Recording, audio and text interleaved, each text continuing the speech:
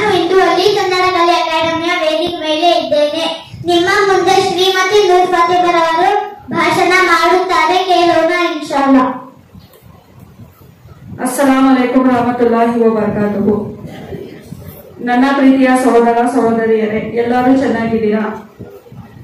ತುಂಬಾ ಸಂತೋಷ. ಇಂದು ನಾನು ಒಂದು ಹಿತನುಡಿ ಹೇಳಲು ಬಯಸುತ್ತೇನೆ. ನೀವು ಜಗತ್ತಿನಲ್ಲಿ ನೋಡಲು ಬಯಸುವ ಬದಲಾವಣೆ ಮೊದಲು ನೀವೇ ಆಗಬೇಕು. ನೀವೇ ಆಗಿ ಆ ಬದಲಾವಣೆ. ಈ ಮಾತನ್ನು ಮಹಾತ್ಮ ಗಾಂಧೀಜಿ ಹೇಳಿದರು. ನನ್ನ ಮಾತನ್ನು ತಾಳ್ಮೆಯಿಂದ ಕೇಳಿದ ನಿಮಗೆಲ್ಲರಿಗೂ ಅಲ್ಲಿ ಕನ್ನಡ ಕಲೆ ಅಕಾಡೆಮಿಗೆ ಧನ್ಯವಾದಗಳು. ಶುಭ ದಿನ.